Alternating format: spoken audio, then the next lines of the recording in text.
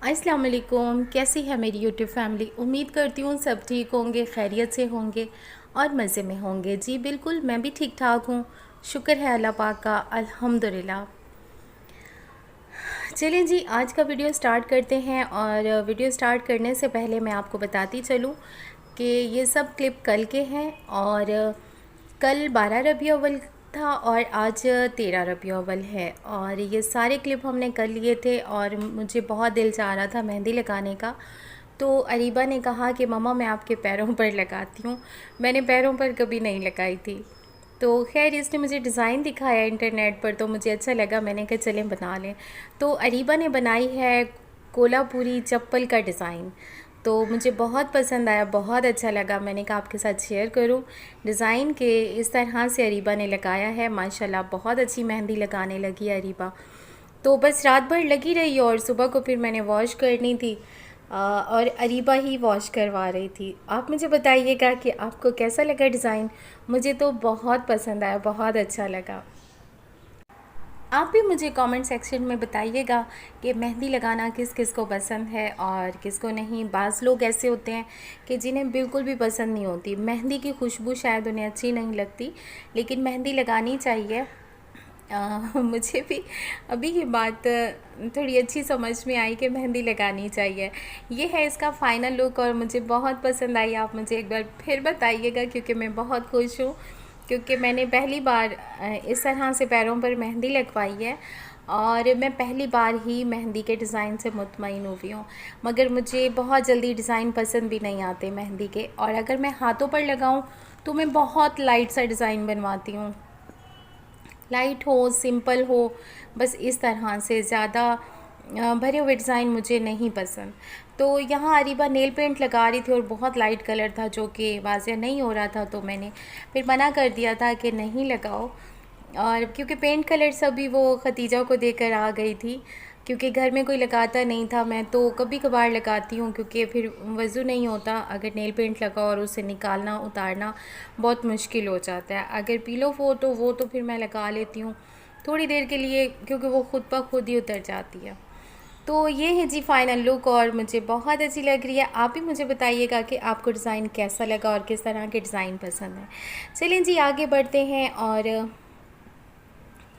यहाँ पर अरीबा बना कर आई थी रोल। और ये वेजिटेबल रोल थे जो कि मैंने एक रेसिपी में आपके साथ शेयर भी की थी रेसिपीज़ की, कि जो इसकी शीट्स थी वो बहुत सॉफ्ट, बहुत मज़े की बनती हैं। और ये आप फ्रिज में रख दें तो तकरीबन 1 महीना 2 महीने तक आप इसे स्टोर कर सकते हैं। और इसकी जो शीट्स थी ना, वो मैं एक बार फिर आपके साथ रेसिपी शेयर करूँगी अगर आप कहेंगे तो। जैसे कि समोसे की और रोल्स की बाहर से रेडीमेड मिलती है ना, ये उस तरह की नहीं है। ये एक लिक्विड फॉर्म में बनता है और इसको जब हम पैन में बनाते हैं तो ये बहुत सॉफ्ट रहती है। और आपको वाज़ेह भी हो रहा होगा कि ये किस तरह से नरम नरम सी बहुत मज़े की थी। लेकिन अरीबा ने उसको फ्राई करते वक्त ना थोड़ा सा डार्क कर दिया था। और आपकी मर्ज़ी है, आप इसको शैलो फ्राई करें या डीप फ्राई करें। और अरीबा ने तो की थी जी इसको शैलो फ्राई, पैन में ही हल्का सा ऑयल ग्रीस करके तो इसको फ्राई कर लिया था। मुझे ज़्यादातर ऐसे ही पसंद है। और अगर आपका दिल चाहे तो आप इसको डीप फ्राई कर सकते हैं, ब्रेड क्रम्स लगा सकते हैं। जैसे कि अंडे की कोटिंग कर लें, ब्रेड क्रम्स लगा लें, मैदे की कोटिंग कर लें और ब्रेड क्रम्स लगा लें, तो उसके साथ ज़्यादा क्रिस्पी हो जाते हैं, बहुत मज़े के लगते हैं उस तरह भी। तो जी ये तो थे रोल जो कि मैंने आपके साथ शेयर किए। और यहाँ पर आ जाएं जी, यहाँ बनाई हैं अरीबा ने कचौरियाँ। और कचौरियाँ उसने जी बहुत तसल्ली के साथ बनाई हैं। बनाई बहुत टाइम के बाद है। मैंने कहा कि बहुत टाइम से आपने कचौरियाँ नहीं बनाई। तो जी कचौरी बनाने के लिए जब अरीबा गई तो उसने आराम तसल्ली से फिर कचौरियाँ बनाई हैं। काफ़ी सारी बन गई थी तो मैंने कही इन्हें फिर तकसीम कर दो, तकसीम करनी पड़ेंगी। खैर मजाक कर रही हूँ, सब ने बहुत शौक़ से खाई थी।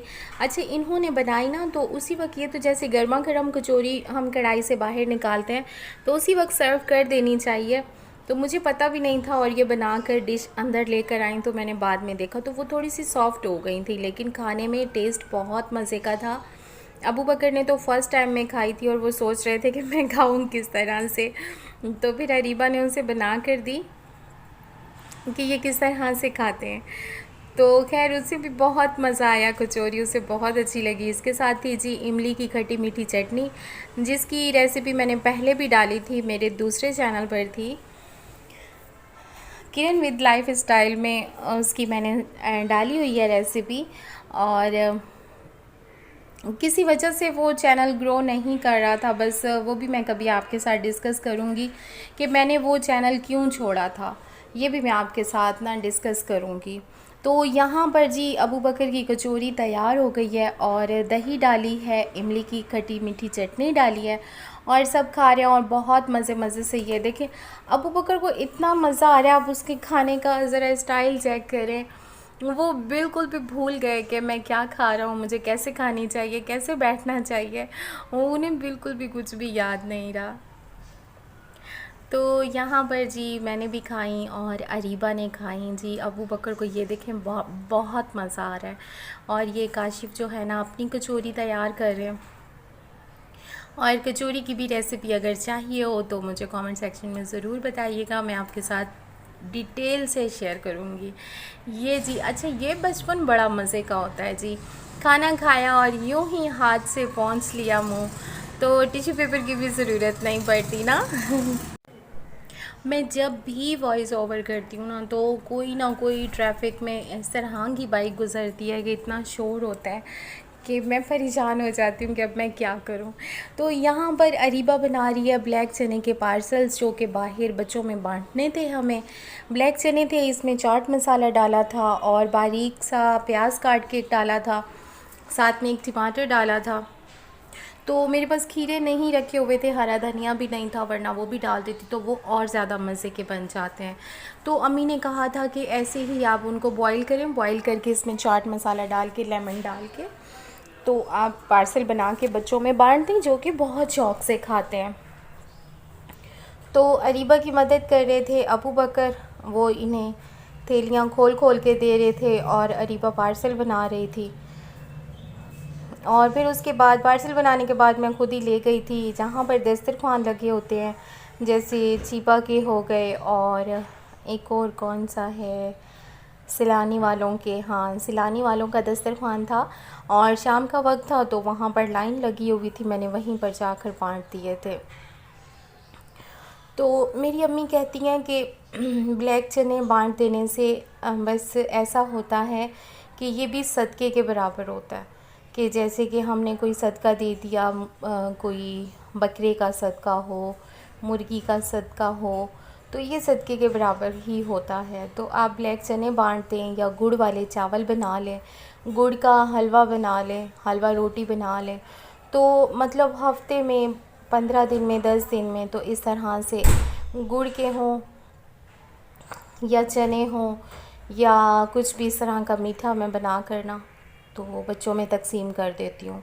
तो बहुत अच्छा लगता है जब बच्चे जमा हो जाते हैं और बच्चे लेते हैं। और मुल्तान में तो एक अलग ही तरीके से बांटा जाता है, किसी बच्चे के हाथ में दे दो और उन्हें कहो कि इन्हें बांटना है, तो बड़े मज़े से वो इंजॉय कर कर के बांटते हैं। तो जी बस ये बांट कर आई और फिर उसके बाद ये अभी आज सुबह का क्लिप था जो छोटा सा मैंने लिया, मुझे बहुत अच्छा लग रहा था। ये तीनों ना खड़े हुए थे, सफाई कर रहे थे और अब काशिफ़ को अरीबा ने कहा कि आप वॉशरूम को क्लीन कर लो। तो कभी कभार काशिफ़ से हम काम करवाते हैं, अगर मूड हो तो करता है। तो जी ये यहाँ पर वाइपर से यहाँ पर डीप क्लीनिंग कर रहे थे। पहले तो इन्होंने दरवाज़ा बंद किया और अच्छे से वॉश कर लिया, उसके बाद यहाँ का पानी साफ़ कर रहे थे और फिर अबू बकर भी तंग कर रहा था, अरीबा भी तंग कर रही थी, तो ये भी वाइपर उठा के ना उन्हें फिर तंग करने लगे। तीनों झगड़ रहे थे और मैंने खामोशी के साथ वीडियो बना ली। तो फिर बाद में काशिफ़ को पता चला कि वीडियो बन रही है। खैर पहले नहीं बनवाते थे, अब बनवा लेते हैं। मैं कहती हूँ ये भी छोटी छोटी सी मोमेंट जो होती हैं ना, इसको सेव कर लेने से जब कुछ टाइम बाद देखो तो बहुत अच्छी लगती है। चलें जी एंड करते हैं। वीडियो अच्छा लगे तो लाइक शेयर कीजिएगा। अल्लाह हाफ़िज़।